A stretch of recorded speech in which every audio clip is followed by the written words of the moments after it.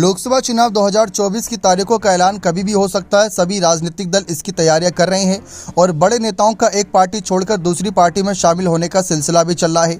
इन सब के बीच खबर चल रही है कि मध्य प्रदेश के पूर्व मुख्यमंत्री अपने सांसद बेटे नकुलनाथ और कई विधायकों के साथ आज रविवार को कांग्रेस छोड़ भारतीय जनता पार्टी में शामिल होने जा रही हैं। इन अटकलों के बीच कमलनाथ दिल्ली पहुंच चुके और उन्होंने कहा कि फिलहाल ऐसा कुछ नहीं है, जब होगा तो बता दिया जाएगा। अब सवाल ये उठता है कि आखिर कमलनाथ को पार्टी में शामिल करने से बीजेपी को क्या फायदा होगा। इंडियन एक्सप्रेस की रिपोर्ट के मुताबिक बीजेपी के एक बड़े नेता ने कहा कि महाराष्ट्र के पूर्व मुख्यमंत्री अशोक चौहान के बाद बीजेपी में कमलनाथ के शामिल होने के बाद कांग्रेस में यह संदेश जाएगा कि देश की सबसे पुरानी पार्टी इतनी कमजोर हो चुकी है कि अपने पूर्व मुख्यमंत्रियों का भी ध्यान नहीं रख सकती।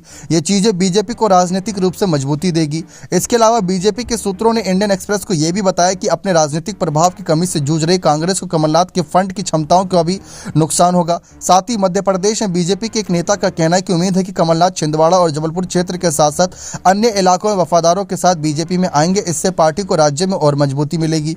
इसको लेकर कमलनाथ के बेहद करीबी और पूर्व मंत्री कांग्रेस नेता दीपक सक्सेना ने कहा कि विधानसभा चुनाव में हार के बाद कमलनाथ कांग्रेस में असहाय और अपमानित महसूस कर रहे हैं। दरअसल मध्य प्रदेश में कांग्रेस 3 या 4 बड़े नेताओं की लॉबी रही है। कांग्रेस के पूर्व कद्दावर नेता अर्जुन सिंह की विरासत अब धूमिल हो चुकी है।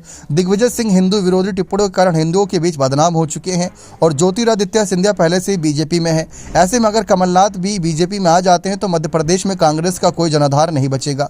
एक अन्य बीजेपी नेता ने कहा कि कमलनाथ बहुत पुराने योद्धा हैं। लगभग 80 साल की उम्र में हाल ही में हुए चुनाव में हार के बाद वो अपनी राजनीतिक विरासत को आगे बढ़ाने के बारे में भी सोच रहे हैं।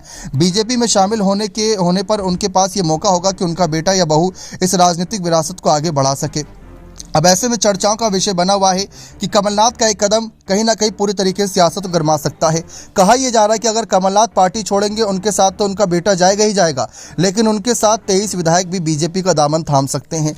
इस बार भारतीय जनता पार्टी की नजरें हैं पूरी की, यानी कि 29 की 29 सीटें जीतने की मध्य प्रदेश की। जो पिछली बार नकुलनाथ की वजह से एक सीट हार गए थे, वह सीट भी इस बार अगर नकुलनाथ बीजेपी में आते हैं तो जीतते नजर आएंगे। बने रहे चैनल के साथ। बहुत बहुत धन्यवाद।